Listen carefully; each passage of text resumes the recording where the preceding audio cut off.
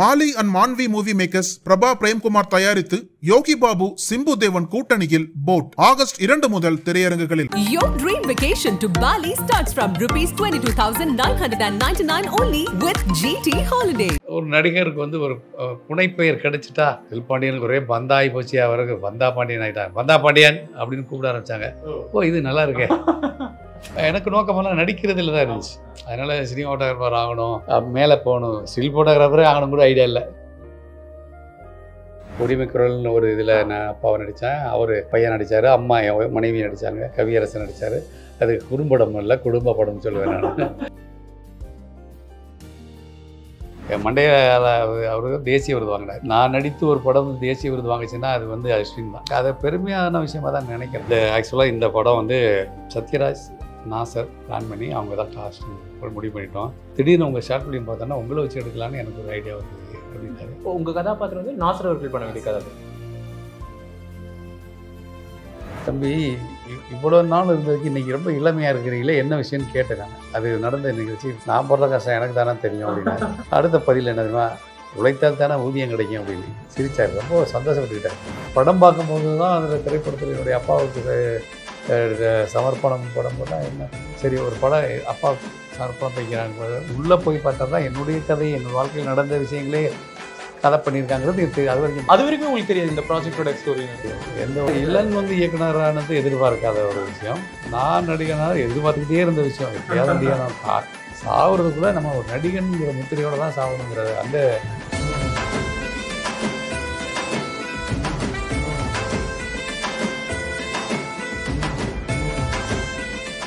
இவ்வளோ முயற்சிகளுக்கு அப்புறமா ஷார்ட் ஃபிலிம்ஸ் நிறைய நீங்கள் பண்ணியிருக்கீங்க அந்த ஆரம்ப காலகட்டங்களில். இப்போ அடுத்த நியூ ஜென்ரேஷனில் அந்த டைமில் நாளை இயக்குனர் டைமில் பார்த்தீங்க அப்படின்னா மடோனா அஸ்வின், நித்திலன், என்னுடைய மகன் இளன் அவர்களுடைய படங்கள். ஆரம்ப காலங்களில் இளனுடைய ஃபஸ்ட்டு இளனுடைய படத்தில் தான் உரிமை குரல்னு ஒரு இதில் நான் அப்பாவை நடித்தேன், அவர் பையன் நடித்தார், அம்மா என் மனைவி நடித்தாங்க. இந்த என்னுடைய மகன் கவியரசன் நடித்தார். அது குறும்படம் இல்லை குடும்ப படம்னு சொல்லுவேன் நான். நாங்களே நடித்தோம். அதுக்கு யூனிவர்சிட்டி அவார்டு கிடச்சிது. அது பார்த்ததுனால இவருக்கு வந்து என்னுடைய மகனுக்கு வந்து ஆர்வம் படம் எடுக்கிறதுல வந்துச்சு. அப்போ வந்து எனக்கு இவர் தான் சொல்லி ஒரு குறும்படத்துக்கு அனுப்பிச்சி விட்டார். இப்போ இனிமேல் இது வருங்காலம் குறும்படம் கையில் தான் இருக்குது, அதனால் நீங்கள் குறும்படங்கள் பண்ணுங்கள் அப்படின்னாரு. அப்படி போய் தான் தர்மம், புன்னகை வாங்கினார், கண்ணீர் வசம். அதை என்னை வைத்து இயக்கிய குறும்படம் இயக்கிய அனைவருமே இயக்குனர்களாகிட்டாங்க. அதுக்கு எனக்கு சந்தோஷம். அதுலேயும் நான் நடிச்சிருக்கேன். மண்டையால் அவர் தேசிய விருது வாங்கினார். நான் நடித்து ஒரு படம் தேசிய விருது வாங்கிச்சுன்னா அது வந்து அஸ்வின் தான் காரணம் இல்லையா. தேசிய விருது புன்னகை வாங்கினால் கண்ணீர் வசம் கமல் பாலச்சந்தர் அவார்டு கொடுத்தாங்க. அது சிறந்த படமாக வந்துச்சு. கலைஞர் டிவியில் பெஸ்ட்டு குறும்படம் அது வந்து இதாச்சு. அவர் குரங்கு பொம்மையிலே நடித்தேன் நான். இதில் தான் இல்லை, மகாராஜா குரங்கு பொம்மையில். அது மாதிரி நிறைய படங்கள். ஏன் அதை கேட்கணும்னு நினச்சினா அதாவது அவங்களுடைய அதெல்லாம் ஆரம்ப கால கட்டங்கள். ஆக்சுவலாக அவங்க ரொம்ப முயற்சி பண்ணிட்டு இருக்கும்போது நான் ஒன்று கேள்விப்பட்டேன், அவங்க கிட்ட காசே இல்லை, பட் கலெக்ட் பண்ணி உங்ககிட்ட ஒரு அமௌண்ட் கொடுக்கும்போது இது அதெல்லாம் வேண்டாம் நானே. அது நித்திலன் படத்தில், நித்திலன் அவர்களுடைய படத்தில் தான். அவர் வந்து எடுத்துக்கிட்டு இருக்கும்போது புன்னகை வாங்கினார் கண்ணீர் வசம் எடுத்துகிட்டு இருக்கும்போது அவங்க எனக்கு ஒரு 3000 ரூபாய் கொடுக்குறாங்க. அந்த காலகட்டத்தில் முதல் 2 நாள் கொடுத்தாங்க. ஒரு நாள் வந்து அவர் தடுமாற்றம் தெரிஞ்ச உடனே நான் சொன்னேன், இந்த எவ்வளோ நாளில் முடிக்கலாம் நேத்தின்னா 2 நாளில் முடிச்சிடலானே, 2 நாளுக்கு எனக்கு சம்பளம் வேணாம், நடிச்சிடுறேன் நான் அப்படின்னு நான். ஏன்னா அதனுடைய கதை இன்வால்மெண்ட்டு போகும்போது ரொம்ப அருமையாக இருந்துச்சு. அப்படி நடித்தேன். அதை பெருமையான விஷயமாக தான் நினைக்கிறேன். நிச்சயமா அவங்களுக்கு ஒரு வாய்ப்பு. ஆமாம், இன்றைக்கி அவங்களால தானே நம்ம இந்த நிலைக்கு வந்திருக்கோம். இதுலலாம் இன்றைக்கி இயக்குனர் பெரிய இயக்குனராக வந்துட்டார். அப்படின்னா அவர் படத்தில் நம்ம நடித்தோம் அப்படிங்கிறதுல அதில் ஒரு பெரிய விஷயம். ராஜா ராணி ஆக்சுவலாக உங்களுடைய இந்த ஆக்டிங் ஸ்கோப் இவ்வளோ நாள் நம்ம கடந்து வந்த பாதைகள் நம்ம இவ்வளோ நேரம் பேசிகிட்டு இருந்தோம்ல, இதோட ஃபைனல் வேர்ஷனாக அந்த ராஜா ராணி. நான் சொன்னேன்ல சார் ஆரம்பத்தில் ஒரு இன்ட்ரோ, யார் இவர் யூகி சார் சொன்ன மாதிரி இந்த நடிகரை நம்ம பார்க்கணுங்கிறதுக்காகவே அந்த ஃபங்க்ஷனுக்கு வந்த மாதிரி, யார் இவரை நம்ம யார் இவர் இத்தனை நாள் நம்ம எங்கே இவரை பார்க்காம போயிட்டோம், ஒருவேளை ஒரு டிரெக்டரோ இவர் அப்படிங்கிற ஒரு என்னோட தான் பார்த்தோம். அவ்வளோ நாள் காத்திருந்த ஒரு விஷயத்துக்கு நம்ம இதை பண்ணியே ஆகணும்னு அந்த ஒரு கேரக்டர். அவ்வளோ கொடூரமான அப்பாவா சார் நீங்கள்? ராஜாராணியினுடைய வாய்ப்பு வந்து என்னுடைய தர்மம் ஷார்ட் ஃபிலிமை பார்த்துட்டு அட்டிக்கிட்ட அது பார்வைக்கு போகுது. ஓகே, ஏன்னா அட்லியும் அப்போ வந்து ஷார்ட் ஃபிலிம் பண்ணிட்டு அவருடைய முதல் படமா ராஜாராணி வருது. அது அந்த காலகட்டத்தில் என்னுடைய மகனுடைய ஷார்ட் ஃபிலிமெல்லாம் அதோட ஒன்றா சேர்ந்து காம்படிஷன் கலந்துருக்கு. அப்போ வந்து எனக்கு தெரியும். முகப்புத்துவாரம்னு ஒரு இது வந்து அட்லி எடுத்திருந்தார். அந்த ஆமாம். அப்போ வந்து எங்கள் பையன் படமும் அதில் போயிருந்துச்சு. அந்த மாதிரி காலகட்டங்கள். அது அவர் பார்வைக்கு போதோடனே என்னை கூப்பிட்டு விட்டுருந்தாங்க. போனேன் இந்த மாதிரி. ஆனால் இந்த ஆக்சுவலாக இந்த படம் வந்து சத்யராஜ், நாசர் பிளான் பண்ணி அவங்க தான் காஸ்டிங் முடிவு பண்ணிட்டோம். திடீர்னு உங்கள் ஷார்ட் ஃபிலிம் பார்த்தோன்னா உங்களை வச்சு எடுக்கலான்னு எனக்கு ஒரு ஐடியா வந்தது அப்படின்னாரு. அது வந்து என்ன தம்பி, மிகப்பெரிய ஜாம்பவான்கள் 2 பேரும் அவங்க போட்ட இணையாக எண்ணெய் போடணுங்கிறீங்களே, நல்லா யோசனை பண்ணிக்கோங்கன்னு சொன்னேன். உங்கள் கதாபாத்திரம் வந்து நாசர் அவர்கள் பண்ண வேண்டிய கதாபாத்திரம். யோசனை பண்ணிக்கோங்க அப்படின்னு. இல்லைண்ணே, எனக்கு நம்பிக்கை இருக்குது அட்லி சொல்கிறார். எனக்கு அவர் தான் நம்பிக்கை ஊட்டினது. நம்பிக்கை இருக்குண்ணே, நீங்கள் பண்ணிடுவீங்க. உங்களுக்கு நம்பிக்கை இருந்தால் நான் பயப்பட மாட்டேன். பட் உங்களுக்கு நம்பிக்கை இருந்தால் நான் பண்ணுறேன். ஒரு வாரம் அப்படி ரெகர்ஸில் வந்து போங்க சரின்ட்டு டெய்லி கோடம்பாக்கம் எம்எம்டி காலேஜிலேருந்து அங்கே கோடம்பாக்கம் சேகரம்பேரியம் அந்த பின்னாடி அந்த சேகரம்பேரங்குடியில் கண்ணதாசன் சிலையை தாண்டி வந்தோடனே அங்கே ஒரு இடம் அவங்க ஆஃபீஸ் இருந்துச்சு. அங்கே போயிட்டு வந்தேன். அப்போ வந்து அவர் டைரக்டர் வந்து எனக்கு டைலாக் சொல்லி கொடுப்பாரு. டேபிளில் போட்டு டைலாக் கொடுப்பாரு. நான் பேசி காட்டுவேன். மாடலேஷன் மாற்றிக்கங்கன்னு பேசி காட்டுவேன். மாடலேஷன் மாற்றிக்கன்னு ரியாக்ஷன் போய்ட்டு எனக்கு வந்து நடிக்கிறதுல ஆர்வம் இருக்கிறதுனால என்னை வேலை வாங்குறது அவங்களுக்கு ஈஸியாக இருக்கும். சும்மா சொதப்பிக்கிட்டே இருந்தோம்னா அவங்களுக்கு இதாகிடுவாங்க. அது ஒன்று இது வேண்டாம் அது சொன்னால் உடனே மாறிடுவேன். இது வேண்டாம் இது சொன்னால் உடனே மாறிக்குவேன். ஸோ என்னை எப்படி மோல்டு பண்ணாலும் நான் மாறிக்கக்கூடிய ஒரு குவாலிட்டி என்கிட்ட இருந்ததுனால அது ஈஸியாக அவர் பண்ணிகிட்டே இருந்தால் அப்புறம் காஸ்டியூம் போட்டு ஸ்டில்லெல்லாம் எடுத்தாங்க. முதல் முறையாக எனக்கு இப்போ இன்ஸ்பெக்டர் ட்ரெஸ்ஸு போட்டு ஸ்டில் எடுக்கிறத நான் எத்தனையோ பேருக்கு நான் எடுத்திருக்கேன், இன்றைக்கி நம்மளே எடுக்கிறாங்க அப்படின்ட்டு எடுத்துகிட்டு என்ன இது போயிட்டுருக்குங்க. நான் அந்த டைலாகை வந்து என்ன பண்ணுவேன்னா, வண்டி எம்ஐடி அதில் ஏறுவேன், டைலாக் பேசிகிட்டே வருவேன். நானும் முத்துராமலிங்கம் இன்ஸ்பெக்டர் நான் தான், சத்யராஜ் நான் தான். 2 டைலாக்கு நீங்களே பேசி பார்த்துருக்கீங்க. நயன்தாராவும் நானே, இது நானே. அப்போ தானே எனக்கு அங்கே சிங்கு கிடைக்கும். அப்படி பேசிகிட்டே வரும்போது சேகரம்பேரியம் பிரிட்ஜு கோடம்பாக்கம் பிரிட்ஜு ஏறி இறங்கி சிக்னலில் நிற்கும் போது நான் எல்லாத்தையுமே மறந்து நான் டைலாக் பேசிகிட்டு இருந்தேன்.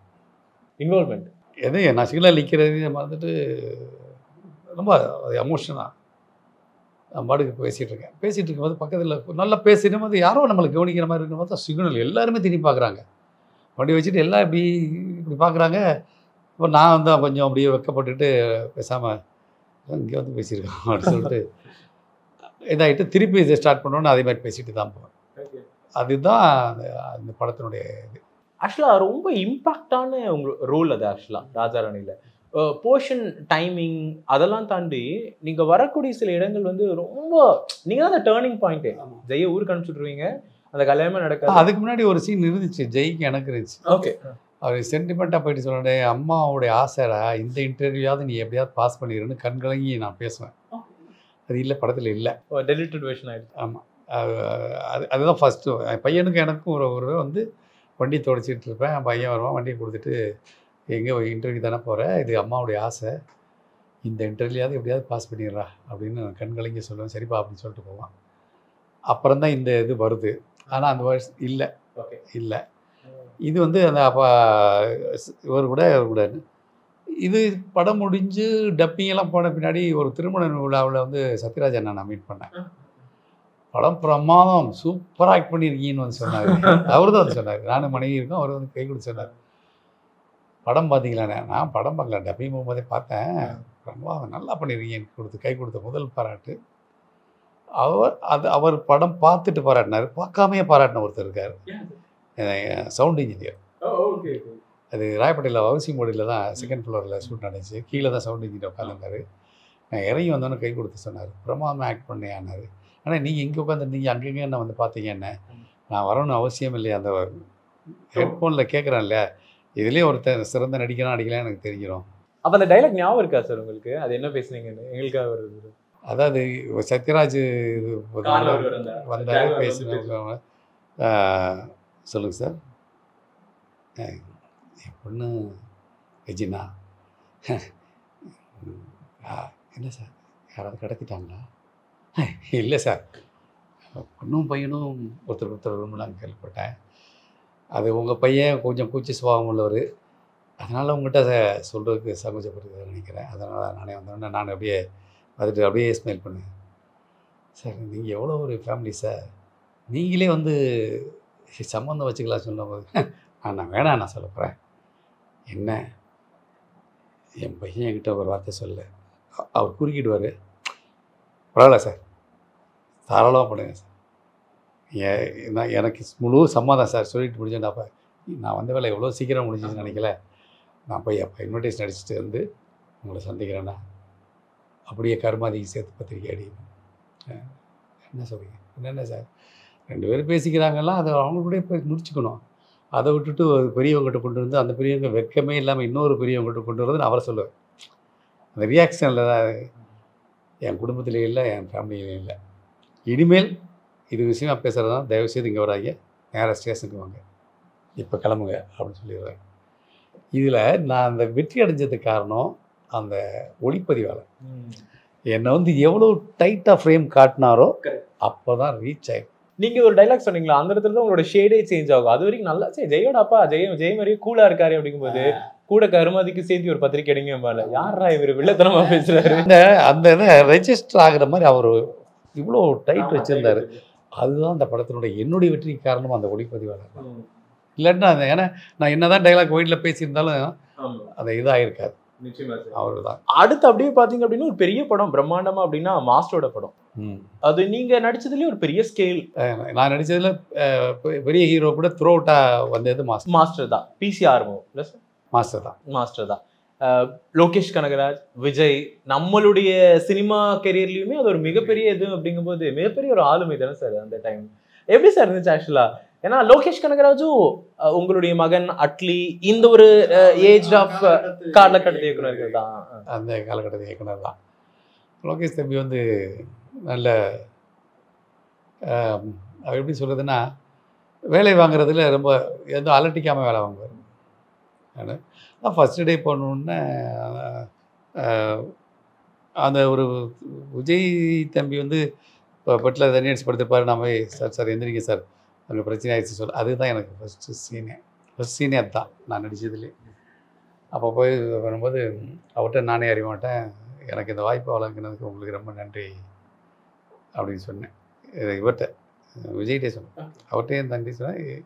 நீங்கள் எனக்கு இந்த வாய்ப்பு கொடுத்தது, ஏன்னா அவர் ஒத்துக்கணும் இல்லை இந்த கேரக்டர் அவர் கொண்டாங்க. நன்றி தம்பினா அவர் சிரிச்சுட்டே இருந்தார். அவர் சொன்னேன் அந்த சீனில் வந்து உங்களை உழுக்கிறேன் நான், போட்டு ஃபோர்ஸாக அழுத்துறேன்னா இல்லை இன்னும் கொஞ்சம் மெதுவாக பண்ணணுமா? எனக்கு கோச்சுக்குவாங்க சில ஹீரோகள், முரட்டுத்தனமாக பிடிச்சி அழுத்துறான், நகம் போட்டுரும், இந்த மாதிரிலாம் ஃபீல்டு பண்ணிட்டேன். அண்ணே நல்லா ஃபோர்ஸ் அழுத்துங்கண்ணே, அப்போ தானே எனக்கு அந்த ஃபீல் கிடைக்கும். நீங்கள் அதான் நல்லா ஃபோர்ஸ் அழுத்துங்க, அதெல்லாம் ஒன்றும் சொல்ல மாட்டேன். ரொம்ப நன்றி தம்பி. ஏன்னா அது கேட்டோம்னா நமக்கு இன்னும் கொஞ்சம் ஃப்ரீடம் கிடச்சிருச்சு. இந்த ஹீரோ வந்து இல்லைன்னா பயந்துக்கிட்டு செய்யணும் ஒரு விஷயத்த, நடிக்கணும், அதாவது எழுப்புற மாதிரி நடிக்கணுமே தவிர இவர் ஒழுங்காகவே நீங்கள் எழுப்புங்க பிடிச்சி இல்லை உங்களுக்கு போன விடுங்க தூக்கம் வருது விடுங்க அப்படின்னு தான் சொல்கிறதுக்கு வாய்ப்பு கொடுக்கணும் அப்படின்னு சொன்னேன். அது அந்த ரகத்தில் இருந்து எனக்கும் அவருக்கும் ஒரு இது உண்டாயிடுச்சு. தம்பி விஜய்க்கு எனக்கு ரொம்ப ஒரு இது உண்டாச்சு. படம் முழுவதும் அன்பாக ரொம்ப நிறைய விஷயங்கள் ஆச்சு. அப்படி ட்ராவல் ஆச்சு. ஓகே இதுதான் மீட்டர், இதுலேயே போங்க நீங்கள், இவ்வளோ தான் உங்கள் மீட்டர் அன்றைக்கே சொல்லிட்டார். அது கரெக்டாக சொன்னேன் சார். இப்போ ஆக்சுவலாக எல்லாருமே அது சொல்கிறது தான் சார். நம்ம நிறைய இன்டர்வியூலாம் பண்ணும்போது தளபதி வந்து அந்த ஓகே கேமரா ரோலிங் ஆக்ஷனுங்கிற வரைக்கும் வேற ஒரு வேர்ஷனாக இருந்துட்டு அந்த ஆக்ஷன் கட்டுக்கு இன்பிட்வீனில் ஒரு முழுமையான ஒரு நடிகராக இருக்காரு. நீங்கள் அதை க்ளோஸில் உட்காந்து ஒன் டு ஒன்னாவே பார்க்குறீங்க. அந்த சேஞ்ச் ஓவரில் எப்படி கொண்டு வரேன் நீங்கள் அதை பற்றி எதாவது கேட்டிருக்கீங்களா சார்? நான் அதை பற்றி கேட்டதில்லை. அந்த படத்தில் வந்து அந்த தாடி கெட்டப்போ ஒரு மாதிரி குடிக்காரன் அப்படியே இருந்து வந்து ஒரு நாள் திடீர்னு சேஞ்ச் ஓவர் ஆகி ஃப்ரெஷ்ஷாக வருவார் பார்த்தீங்களா. அன்னைக்கு நான் நேராக கேட்டுட்டேன் போய், தம்பி இவ்வளோ நாள் இருந்ததுக்கு இன்றைக்கி ரொம்ப இளமையாக இருக்கிறீங்களே என்ன விஷயம்னு கேட்டேன் நான். அது நடந்த நிகழ்ச்சி சொல்லியாச்சு ஆக்டிவில். நான் போடுற கஷ்டம் எனக்கு தானே தெரியும் அப்படின்னு எக்ஸசைஸ் சொன்னது. அடுத்த பதில் என்ன தெரியுமா, உழைத்தால் தானே ஊதியம் கிடைக்கும் அப்படின்னு சிரித்தார். ரொம்ப சந்தோஷப்பட்டுக்கிட்டார். அந்த உழைத்தால் தானே ஊதியம் கிடைக்கும் அப்படின்னு சந்தோஷப்பட்டார். அது ரொம்ப மகிழ்ச்சியாக இருந்துச்சு. அதுக்கு முன்னாடி நிறையா என்கிட்ட ரொம்ப எங்கே பார்த்தாலும் வந்து பக்கத்தில் பேசுகிற அளவுக்கு அவரே அவர்கிட்ட வெறும் மரியாதை என்னென்னா, எல்லாரும் ஹாய் சொன்னால் இவ்வளோ கூட கை தூக்க மாட்டாங்க. ஹீரோக்கள் வந்து அப்படிம்பாங்க. இவர் நான் வணக்கம் தம்பி என்னன்னு சொல்லிட்டு திருப்பி கை கொடுத்துட்டு போய் உட்காருவார். எழுந்து வந்து அது எனக்கு ரொம்ப பிடிச்ச விஷயம். அவர்கிட்ட நான் கற்றுக்கிட்ட விஷயங்கள் நிறையா இருக்குது. பண்பும் தன்மையும் ஒன்றா சேர்ந்து ஒரு மனிதர். அவர்கிட்ட கற்றுக்கிட்ட விஷயம் நிறையா இருக்குது. நான் அசிஸ்டண்ட்டை படம் பிடிக்க விட மாட்டார். அவரே பிடிச்சிக்குவார். படம் கொண்டு வந்து வாங்கிட்டு அவர் பிடிச்சிக்குவார். இப்போ வாரிசுன்னு ஒரு படம் இந்த கோகுலா ஸ்டுடியோவில் நடந்துச்சு. நான் இங்கேருந்து வீடு பக்கம்னால சும்மா பார்த்தலான்னு போனேன். அவர் உள்ள செட்டுக்குள்ளேருந்து வந்தார். கொடையை பிடிச்சிட்டு வந்தார்.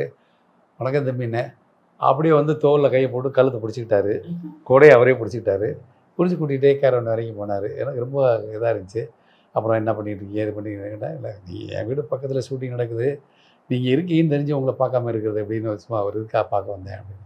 வாங்கினார். இல்லை தம்பி நீங்கள் போய் சாப்பிடுங்க, நான் அப்படியே வீடு பக்கத்தில் கிளம்புறேன். ஏன்னா கேரவனுக்கு அவர் வந்துட்டார் அப்படின்னு வழிபட்டு வந்தேன். அந்த இது எனக்கு கொஞ்சம் நெகிழ்வாகவே இருந்துச்சு. ஏன்னா வாங்க எப்படி இருக்கீங்கன்னு கேட்டுட்டு போகலாம் இல்லையா. அப்போ நம்ம மேலே ஒரு அபிப்பிராயமான ஒரு அன்பு இருக்கிறதுனால தானே கழுத்தில் கை போட்டு சின்ன பையன் மாதிரி கூட்டி போனார். என்ன வயசில் அண்ணன் தான் சொல்ல போல என்ன மறக்க முடியாத விஷயங்கள். ஸ்டார் அதாவது நீங்க சொல்ற மாதிரி நீங்க அந்த ஸ்டேஜ்ல சொன்ன மாதிரி தான் உங்களுக்கான ஒரு அடையாளத்தை நீங்க தேடிட்டு இருக்கும்போது உங்களுடைய மகன் உங்களுக்கான ஒரு அடையாளத்தை ஏற்படுத்தி கொடுத்த ஒரு படம் அப்படின்னா ஸ்டார்னு சொல்லலாம். அவருக்கான ஒரு அடையாளத்தையுமே ஏற்படுத்திக்கிட்டாரு. பட் அந்த படம் முழுக்க அந்த படத்தோட ப்ரொமோஷன் ஈவன் ஆஃப்டர் ரிலீஸ் கூட அதோட பெரிய டாக்கா இருந்தது என்ன அப்படின்னா, யார் அந்த பாண்டியன் அப்படிங்கிற ஒரு ரிசர்ச் தான் போயிட்டு இருந்துச்சு ஆக்சுவலா. ஏன்னா அதோட இம்பாக்டே அதுவாக தான் இருந்துச்சு. ஒரு மகனுக்கும் ஒரு அப்பாவுக்கும் இருக்கக்கூடிய ஒரு கனவு சினிமா, அதை வந்து நிஜத்துல தியேட்டர்ல பார்க்கும்போது ரியலாவே அவங்க எப்படி இருப்பாங்க அப்படிங்கிறது தான். So I just want to know Ilan அவர்களுடைய விஷயங்கள் இருந்து. இளன் வந்து சிறு வயதில் வந்து குறும்படங்கள் எடுக்கிறதுக்கு முன்னாடி அவர் சிறு வயதில் வந்து நான் அவனை வந்து நடிகனாக்கி பார்க்கணுங்கிற ஆர்வத்தில் எனக்கு மாறுவேட போட்டி இந்த மாதிரி பள்ளி நிகழ்ச்சிகள் எல்லாம் நிறைய கலந்துக்க வச்சுருக்கேன். இளனுக்கு வந்து என்ன மெமரி ஜாஸ்தி. இப்போ நான் பேசுனேன்ல வீர சிவாஜி, அதை முழுசாக அவன் பேசுவான். வீரபாண்டிய கட்டபொம்மன் சொல்லி கொடுத்தா அது பேசிடுவான்.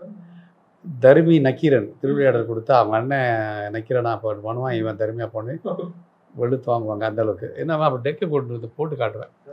அவன் சிவாஜி கணேசன் யாருன்னே தெரியாது, ஆனால் போட்டு காட்டுவேன். இவர் தான் நீ பண்ண போகிற கேரக்டர், இதை நீ பார்த்துக்க, இதை டெக்கில் பார்த்துட்டு இதே மாதிரி நீ பண்ணுன்னா 2 தடவை 3 தடவை போட்டு காட்டிட்டு ஆஃப் பண்ணுங்க பாரு சொல்லிட்டு நடிச்சு காட்டுவான். கரெக்டாக ஃபாலோ பண்ணுவான். அந்த திறமை அவன்கிட்ட அப்சர்வ் பண்ணிக்குவேன். எனக்கு உள்ளது அப்படியே அவனுக்கு இருந்துச்சு. அப்படி தான் வளர்ந்து வந்தார். வளர்ந்து வந்த காலகட்டத்தில் ஏரோநாட்டிக்கல் படிக்கணும்னாரு. அவரே மெரிட்டில் ஏரோநாட்டிக்கல் தான் போனார். அவரோட ஆம்பிஷன் ஏரோநாட்டிக்கல் தான். அப்படி போன காலகட்டங்களில் அந்த குறும்படங்கள் வர ஆரம்பிச்சிது. அதில் வந்து திடீர்னு ஒரு நாள் குறும்படம் எடுக்கிறனாரு. சரி ஏதோ ஜாலிக்கு எடுக்கிறாருன்னு ஒரு ஹேண்ட் கேமராவில் வச்சு உரிமை குரல்னு ஒரு ஷார்ட் ஃபிலிம் எடுத்தோம். அதை நாங்களே நடித்தோம் சொன்னேன்ல. அந்த இதில் இன்ட்ரெஸ்ட் வந்து இதுக்கு வந்தார். அப்போ நான் சொல்லிட்டேன் படிப்பை முடிச்சுட்டு தான் நீங்கள் அதுக்கு போகணுன்னு. அதே மாதிரி படிப்பை முடிச்சுட்டு ஆரம்பிச்சது வந்தது தான் பிஆர் பிரேமா காதல். அது முதல் படத்துலேயும் உங்களுக்கு ஒரு வாய்ப்பு. அதுலேயும் அப்பா கேரக்டர் ஆக்சுவலாக அது பிளட்லேயே இருந்துச்சுன்னு நினைக்கிறேன். எங்கேயோ ஆஸ்ட்ரோனட் ஆக வேண்டிய ஒருத்தர் வந்து இன்னைக்கு டைரக்டர் ஆகிருக்காரு அப்படின்னா ஐ திங்க் நான் கொஞ்சம் பயந்தேன். அவர் பயப்படலை, நான் பயந்தேன். என்ன இருந்தாலும் படிப்பை முடிச்சிட்டார்ல, இது இல்லைன்னா ஒரு வேலைக்கு போகலாம், ஏரோநாட்டிக்கல் படிச்சிருக்காரு போக முடியும், அது நம்பிக்கை இருந்துச்சு. அதனால் அவர் கேட்ட காலகட்டங்கள் 2 வருஷம் போயிட்டால் 2 வருஷத்துக்குள்ளே வந்து காட்டுறாரு. அதுக்கான இது நம்ம சின்ன சின்ன உதவிகள் நம்ம பண்ணோம். ஆக்சுவலி லால் கவின் 2 பேரும் இப்போ நீங்கள் உங்கள் 2 பேர்த்தோட அப்படியே கேரக்டரை அப்படியே அப்ளை பண்ணி பார்த்தோம்னா லால் கவினுடைய அந்த கேரக்டர் தான். அது இப்படி உங்களோட சஜஷனாக இருந்துச்சு. ஆனால் நீங்கள் இவ்வளோ தூரத்துக்கு இன்வால்வ்டாக சினிமாவில் இருக்கிறதுனால இல்லை நான் எனக்கு நடந்த நிகழ்வுகளை தானே அதில் வச்சுருக்காரு. இன்னும் சொன்னால் படம் பார்க்குறது வரைக்கும் அந்த கதை தெரியாது. ஓகே ஸ்டார் கதை தெரியாது. படம் பார்க்கும்போது தான் அதில் திரைப்படத்தில் என்னுடைய அப்பாவுக்கு சமர்ப்பணம் போடும்போது தான் என்ன சரி ஒரு படம் அப்பா சமர்ப்பணம் வைக்கிறாங்க போது உள்ளே போய் பார்த்தா தான் என்னுடைய கதை என்னோட வாழ்க்கையில் நடந்த விஷயங்களே கதை பண்ணியிருக்காங்கிறது அது வரைக்கும் உங்களுக்கு தெரியாது. இந்த ப்ராஜெக்டோட ஸ்டோரி எந்த ஒரு ஐடியாவும் கிட்டதில்லை, எதுவும் கிட்டதில்லை. இப்போ நான் நடிக்கும்போது கூட என்ன கதை தெரியாமல் தான் நடிச்சுட்டு வந்தேன். இந்த கேரக்டர் நீங்கள் ஒரு ஒன்றுக்கு விளங்காத ஒரு அப்பா, பொண்ணு சம்பாதியத்தில் சாப்பிட்றீங்க, அவ்வளோதான் உங்கள் கேரக்டர். நீங்கள் குடிச்சிட்டு சும்மா ஒரு சுற்றுறாள் வெட்டி ஆஃபீஸர் உங்கள் இதான் உங்கள் அந்த சீன் ஒரு சீன். அப்புறம் கவின்ட்டு வந்து பேசுகிற ஒரு சீன், 2 சீன் தான் படத்தில். ஆனால் நான் அதை பண்ணிட்டு படமே தெரியாது. படம் பார்த்த பின்னாடி தான் எங்கெல்லாம் ஒரு மைண்டில் போய் சிங்க் ஆகிடுக்கு, எதெல்லாம் கொண்டு யூஸ் பண்ணியிருக்காங்க. அதில் ரொம்ப நாம் நெகிழ்வான இடமா என்ன சொன்னால், சாப்பிட்டு இருக்கும்போது வந்து எழுப்புறாங்கல்ல, அதெல்லாம் என் வாழ்க்கையில் நடந்தது. நிறைய விஷயங்கள் நீங்கள் சொல்கிற மாதிரி நிறைய விஷயங்கள் இந்த மூஞ்சியெல்லாம் வச்சுட்டு இங்கே வந்தது தான் எனக்கு நடந்தது. பாலச்சந்தர் படத்தில் நடந்தது. இவர் இந்த சாப்பிடும்போது எழுப்பினது, இந்த மாதிரி காசு இல்லாமல் இந்த ஃபேன்சி ட்ரெஸ்க்காக ஒய்ஃப் குழுசெல்லாம் அடை வச்சு நாங்கள் ஃபேன்சி ட்ரெஸ் வாடகை கொடுத்துருக்கோம், மேக்கப் பண்ண சம்பளம் கொடுத்துருக்கோம், ஃபிலிம் வாங்குறதுக்கு காசு இல்லாமல் இருந்திருக்கேன். அப்போ வந்து அந்த ஸ்கூலுக்கு ஃபோட்டோகிராஃபராக ஸ்கூல் ஆனிவர்சரி ஃபோட்டோ இந்த ஃபோட்டோலாம் கொடுத்துட்டு என் ஒய்ஃப் டெய்லரி தைச்சி யூனிஃபார்ம் தைச்சி கொடுத்துட்டு கழிச்சு அங்கே உள்ள டீச்சர்ஸ்க்கு ப்ளவுஸ் தைச்சி கொடுத்து இப்படி தான் எங்களோட வாழ்க்கை பசங்களை உருவாக்கி வந்தது. இப்போ எப்படி இருக்கு சார்? லைக் நீங்கள் எதிர்பார்த்த மாதிரியே நீங்கள் ஒரு பக்கம் ஒரு நடிகராக இருக்கீங்க, பிஸியாக அடுத்தடுத்து எல்லா பெரிய படங்களையும் நடிச்சிட்டு இருக்கீங்க. எதிர்பார்க்காத விதமாக இன்னொரு சர்ப்ரைஸாக இளன் அவர்களும் இன்னைக்கு ஒரு பெரிய இளன் வந்து இயக்குனரானது எதிர்பார்க்காத ஒரு விஷயம். நான் நடிகனால எதிர்பார்த்துக்கிட்டே இருந்த விஷயம். எப்படியாவது சாவுறதுக்குள்ள நம்ம ஒரு நடிகனுங்கிற முத்திரையோடு தான் சாகணுங்கிறது அந்த ஒரு எண்ணம் என் மனதில் ஓடிட்டே இருக்கு. அது என்றைக்காவது நம்ம இறந்தால் இவர் ஒரு நடிகன்னு சொல்லணும். அந்த இதுக்கு இன்றைக்கு அந்த இடத்துக்கு நம்ம பெருசாக பணம் சம்பாதிச்சோங்கிறத காரணம் இந்த பேர் கண்டிப்பாக இருக்குது எனக்கு. நல்ல நடிகர், நல்லா எல்லாருக்கும் பிடிக்குது அப்படி இருக்கு. ஆக்சுவலி இல்லைன்னு அவர்கள்கிட்ட கேட்டிருந்தேன் அந்த ஸ்டார் ப்ரொமோஷன் டைமில் எப்படி ஹீரோ நடிக்க போகிறீங்க, ஏன்னா உங்கள் அப்பா சொன்ன மாதிரி நிறைய நீங்கள் அதெல்லாம் பண்ணுவீங்க, ட்ராமாலாம் பண்ணுவீங்க, நீங்கள் எப்போ ஹீரோ நடிக்கணும், சீக்கிரம் அப்படின்னாங்க. நீங்கள் சொல்லிங்களா சீக்கிரம் ஹீரோ ஆகிடுங்க அப்படிங்கிற மாதிரி? இல்லை அது முடிவெடுக்கிற தகுதியான ஒரு நாலேஜும் அவங்களுடைய அறிவும் அவங்களுக்கு வந்துடுச்சு. நம்ம கம்பல் பண்ண காலம் அந்த சிறு வயதில் இதை நடி இப்போ இல்லை. அவர் எனக்கே அவர் சொல்கிறார் இந்த இது கேரக்டர் பண்ணாதீங்க, இது பண்ணலான்னு சொல்கிறார் இல்லையா.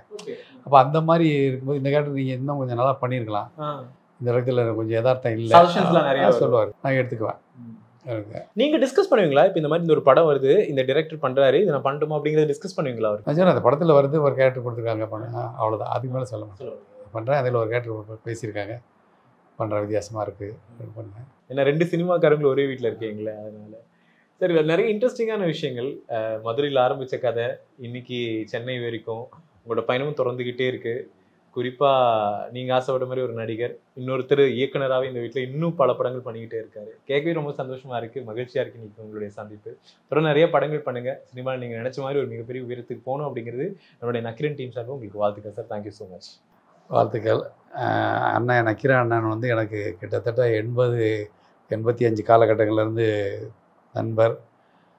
இப்போ இடையில் அண்ணனை சந்தித்து நாங்கள் 2 பேரும் நட்பை பரிமாறிக்கிட்டோம். தொலைபேசியில் தான் அடிக்கடி பேசிக்கிறோம், வாட்ஸ்அப்பில் பேசிக்கிறோம். ஆனால் உங்கள் டீம் வந்து இங்கே என்னை என்ட்ரி எடுத்ததில் ரொம்ப மகிழ்ச்சி. அதுவும் என் வீட்டுக்கு அனுப்பிச்சிருக்கீங்க, மிக்க நன்றிண்ணே. வாழ்த்துக்கள் நக்கீரன் டீமுக்கு. Thank you sir, thank you so much. 6 முதலமைச்சர்களுடனான அனுபவம் பகிர்கிறார் டைரக்டர் ரைட்டர் VC குகநாதன். உங்கள் நக்கீரன் இதழில் சினிமா கொட்டகை புதிய தொடர் வாங்கி படியுங்கள்.